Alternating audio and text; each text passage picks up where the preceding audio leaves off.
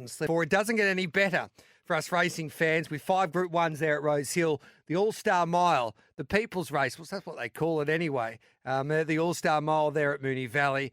And this man's been on fire for us here on Giddy Up from Winning Edge Investments. Dean Evans, good morning to you, Dino. Good morning, Gareth. Yeah. What a fantastic day. Rosehill's biggest day of the year, 5 Group 1s, the world's richest 2-year-old race in the Golden Slipper and supported by George Ryder around at Rosehill Guineas and Galaxy and plus a $5 million AllStar Mile. 2 massive races on the Aussie racing card and some pretty strong fields. As the whole of the world basically knows, here at Giddy Up, we're a little bit nervous because we're all on cylinder at about $60, and he's the warm favourite tomorrow at the moment anyway for the Golden Slipper. Little Bro's the Blue Diamond champ that's defeated Cylinder, albeit Cylinder did have a broken jaw, is at $11. Barber's at $19. Arkansas Kid 40-1. Don Corleone at $9. Cylinder $4 now with Bet365. Red Resistance at $9. Shinzo at $13. King's Gambit at $9. Empire of Japan at 100-1. Learning to Fly $650. She's been easy. Platinum Jubilee at $19. Blanc de Blanc at $29. Exploring at $71, Lisago at $34, Steel City at $16, Facile at $50-1, and then the Emergency, Militarize at $80-1. How do you read this year's Slipper? Yeah, look, you wouldn't want to be in any other horse, Gareth. I think you got the right one there. But for the barriers, 66 Golden Slippers, 25 been won from barriers 1 to 4. You really want to be close to the fence, and Cylinder's just drawn perfectly in 3.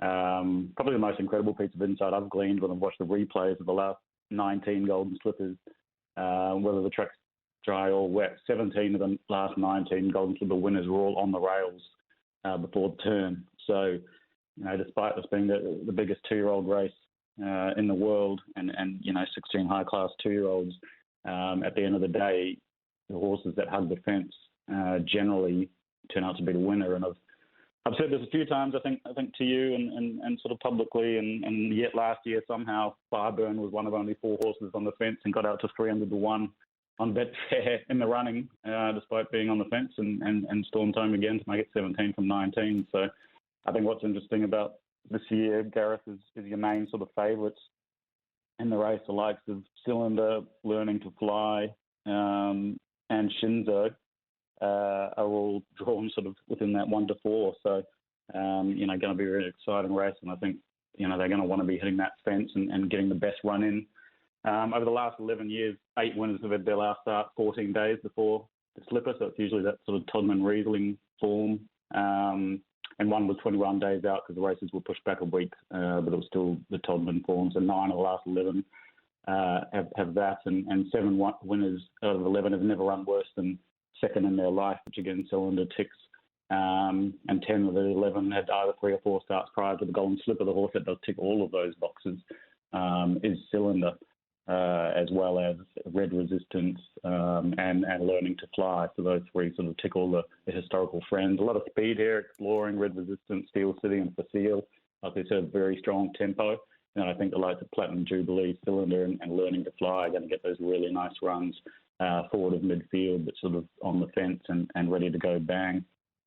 But I do think you're on the best horse. Gareth has sort of spoken about him a couple of times on the show already, and I've talked about him as my sort of Golden Slipper tip. But I think he won a Rosehill 900-metre trial. Cylinder ran plus 5.9 for the last 400 metres, the 5th quickest last sectional out of 128 trials in the day. And that was when I sort of stood up and took notice of this horse, Cylinder, and think he's a very, very good colt. He won the Silver Slipper and then the Todman Stakes pretty comfortably. He just maps beautifully here, and I think he really is the one to beat. The 2 dangers, I think Little Bros, who I tipped here to win the Blue Diamond for us at sort of 10-1. He's really done nothing wrong. He sort of gets back, finishes really strongly. And all of his trial jump outs and races. He was in traffic when second to Barbara in the Prelude and then won the Blue Diamond really well. He maps in barrier 5 really nicely to settle sort of midfield. He's got McD, who's the new Glen boss on him, and I think he's a big danger, Little Bros. The other one I don't mind is King's Gambit. I liked him from his early trials. ran sort of plus 3.1 for the last 600. He bowled it on debut for us in the debutante stakes. He was second in the Canterbury, only beaten a length behind Cylinder in the Silver Slipper and ran similar closing sectionals. And so while I think Cylinder's the one to beat, I think Little Bros and King's Gambit for me are the key dangers. So we get around $11 for Little Bros with Bet365 and King's Gambit at $9. Cylinder, the $4 favourite at the moment. Yep, can't wait for the slipper. And, it's going to be a great race. Race 4 is the Rosehill Guineas. Manzois, who was doing his best work late the other day, is at $11, and that was in the Randwick Guineas. Elliptical at $4.60, Linda Man at $6.50, Matcha Latte at $10, Pericles at $2.40, Williamsburg at $11, Brosnan at $17, then Osbred Rising Sun at $19. If it helps you here, Dino, for your Winning Edge investment followers and our followers here, the driver is tipping Pericles as the best of the day, outside of Cylinder, of course. Yeah, interesting. As you know, I've potted a few of these Godolphin horses so far this year, and I don't think any of them have won yet. I'm potting Pericles as well. Okay. From a profiling perspective, 9 of the last 11 years winners in the third or fourth up, 2-6 up, both the Kiwi winners. 9 of the last 11 years it's come off a 14-day break, either the Randwick Guineas or the Australian Guineas, 2 of a 21-day break again in New Zealanders. Generally the Hobartville and then the Randwick Guineas is the right lead-up profile to win this. I think with Pericles, he's telling the Gelding, who was third in the Moonee Valley Vars. He bowled him to win the Group 2 Caulfield Autumn Club by 2.5 lengths. His sectionals are really good. They were very strong, so I can see why there's some interest in him. But the late sectionals in that race were all very strong. Sort of the top sort of 5 or 6 late sectionals of the day were all in that race. So I think it might have been a bit to do with the race shape. The form of that race hasn't really been franked with Mr. Maestro going no good in the Australian Guineas. So, look, I think he just doesn't have the usual profile of the race in terms of where he's come through, a couple of Melbourne runs. And I just don't think he's a 6-4 chance, Pericles. I think he's got him sort of more 4-1. So I'm going to be betting around him. There's a couple that I'm interested in sort of down the bottom, both of Gerald Ryan's runners. Gareth Brosnan was third, and the JJ Atkins is a 2-year-old. Hit the line really hard for sixth in the Hobartville, running really good late sectionals, and then third beaten 2.1 lengths in the Far Lap again. He was 3 wide, no cover throughout, and hit the line really hard. He just looks like a horse who's really crying out for the 2,000 metres more than some of these others. And with Michael D aboard, quite a nice price at the moment, Brosnan, around sort of $17. I think he's a really good bet. And the other one is Williamsburg, who was only beaten ahead in the Gloaming last prep and 2.5 lengths in the Spring Champion. He's hit the line really solidly in both the Hobartville and the Randwick Guineas this prep. He's only beaten 2 or 3 lengths in both of those races. And again, running some of the best late sectionals. And I just think I sort of got a question mark about Pericles. Elliptical has... was just a bit playing the Australian Guineas, so they seem to have every chance of beating 2.5 lengths. Lindemann, I'm not sure, is going to get a really strong 2,000 metres. I think he's as strong to the miler, but I just have a question mark. And Matchalade sort of all around them, but again, tends to sort of be about a length or 2 off the best. So, and what's quite an open race, I just see Brosnan and Williamsburg as the 2 that I actually see running out a strong 2,000 metres here. Both at a great each-way price there in the Rosehill Guineas with Bet365, Williamsburg at $11 and Brosnan at $17. Let's have a look at the Ranvet 2,000 metres weight for age. The Melbourne Cup champ Gold Trip at $4. Mwanga finally gets a dry track in a Group 1 over 2,000 metres without Animo at $4.40. Dubai Honour at $4.20. The European Galloper for Willie Haggis and Ryan Moore. Then Raise You at $12 has had some backing with Joseph O'Brien and Johnny Allen, the Cox Plate winning combination. And then we got Al Bodegon at $19, Montefilia at $6.50 and Hinged at $6.50. Dean, who wins the Ranvet this year? Yeah, pretty strong Ranvet, like you say, Gareth. You got the Melbourne Cup winner there in Gold Trip. You got Mwanga, who has been knocking on the door for quite a while and has already won a couple of Group 1s. A couple of imports, which is really exciting to see. Feels like it's been a while since we've seen some strong imports in Sydney, so that's really great. And Montefilia is flying. I was really impressed with Montefilia first up. She won this race last year, beat the Hot Pot, very elegant by 2 lengths comfortably, off what was a pretty ordinary Chipping Northern Stakes run. And then I thought her 5th and the Chipping Northern Stakes first up this prep was substantially better than her first up run last prep. I think she's absolutely flying. She hit the line really hard with the clear best late sectionals. She was the fourth quickest last 600 metres of the day, plus 5.1. I think she's going really well, and I think Montefilia is the one to beat. When it comes to these sort of staying races, I've got to get around the imports as well. Dubai Honor brings pretty strong form, multiple Group 2 wins at Longchamp and Dover, which is always strong form. Ran second in the Group 1 at Ascot and was only beaten 1.3 lengths at Group 1 level at Charlton over 2,000 metres on their major international race day. So he's a really, really good horse. William Haggis has come here and won plenty. They've got Ryan Moore on him. So I have to be back in Dubai Honor. And Ray Hugh, had a lot of success with Joseph O'Brien and John Allen.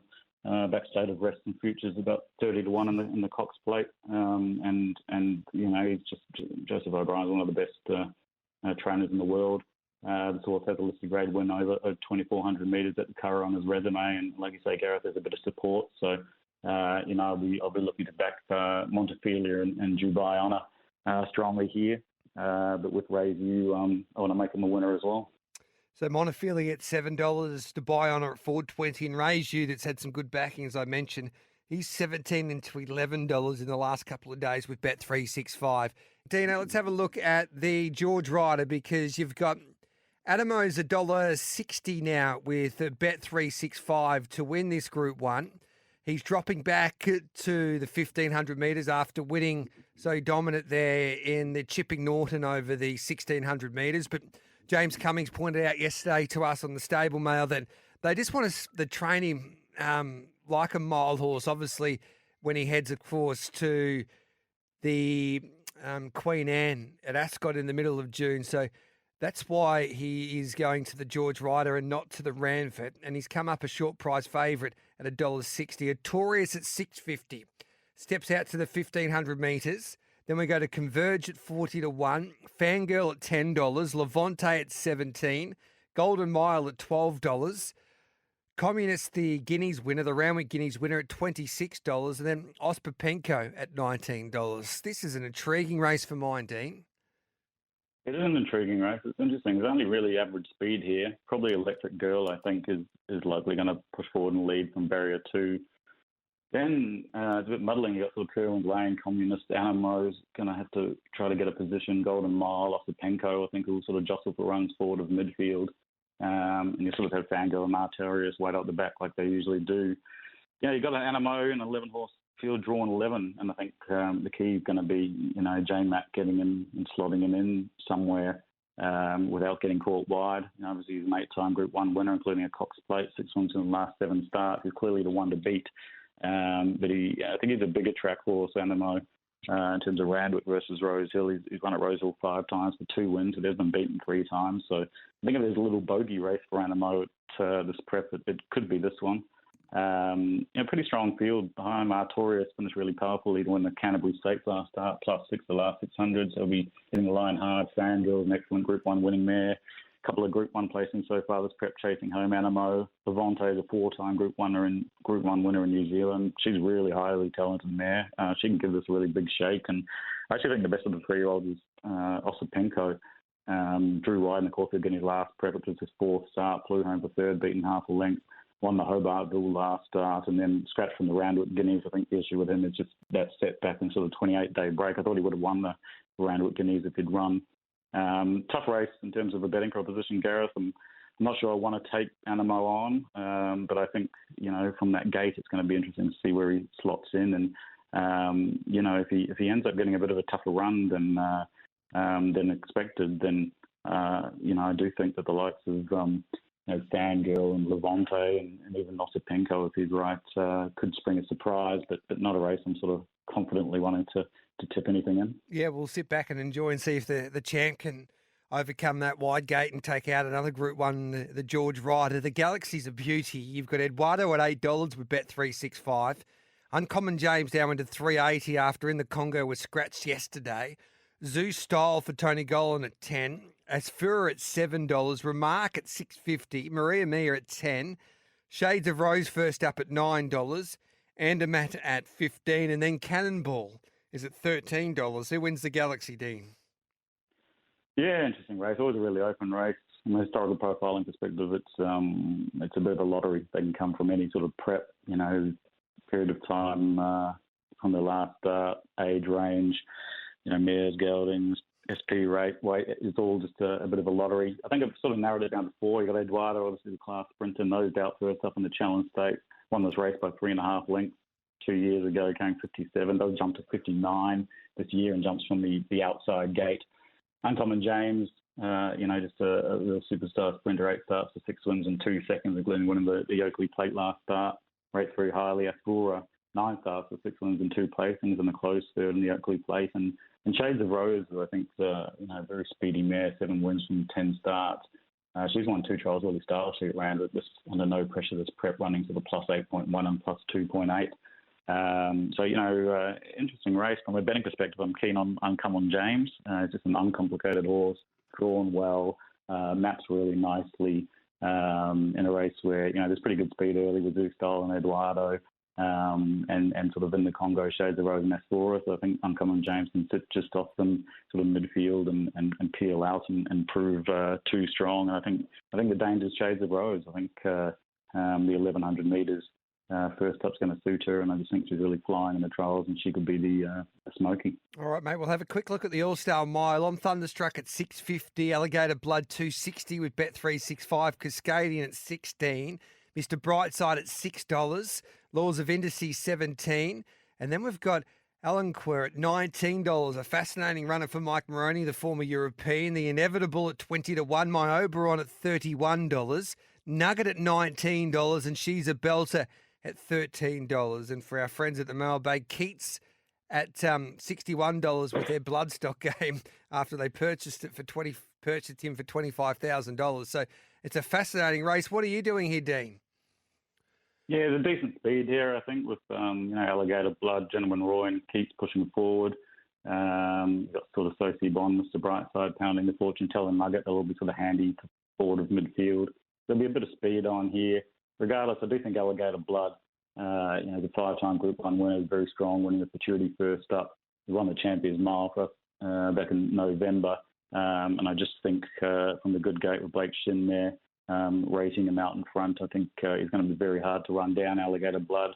I think if they do happen to just go too quick and still in front, I think the big danger is Mr. Brightside. He ran 4th in this race last year. He's going better now. He just charged home for 5th and 2nd. They've beaten only about a length in the 1400 metre Group 1 races in prep for this. He just seems to have taken another step this prep, Mr. Brightside, and is going really well. I think he's the big danger. I'm Thunderstruck historically has been the better horse, but I just query whether he's going as well this prep. He just hasn't found the line as strongly as we know I'm Thunderstruck usually can. And so for that reason, I'm leaning towards Alligator Blood with Mr. Brightside, the danger. What a day it promises to be, Dean. Really looking forward to it, mate. Before we let you go, have you got a standout for us? One best bet? Tricky day to have a standout, but I definitely think the best value is in the Rosehill Guineas there. Yep. I've got some real question marks over the favourites like Pericles and Elliptical and Linderman. I just think it's a race where a really strong stayer could win. And I quite like sort of Williamsburg and Brosnan. They might not be best sort of at double-figure odds, but I think it's a race where the favourites might get found out. Winning Edge Investments, head to the membership part of the page, type in SEN, you get a 50% lifetime discount from Winning Edge Investments. And Dean, we keep on saying it, it's not only the racing tips that you can get and some wonderful information, but the AFL season started up, the rugby league. It's well worth signing up to Winning Edge Investments because that's the best winner that you'll be backing all day. Yeah, there's plenty of opportunities there, Gareth, for every type of punter.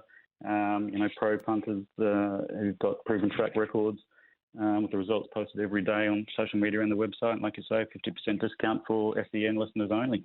Good on you, mate. Good luck over on a Saturday afternoon. We appreciate your time. Cheers, Gareth. Appreciate it. It's always a pleasure to catch up with our great mate from the Beaten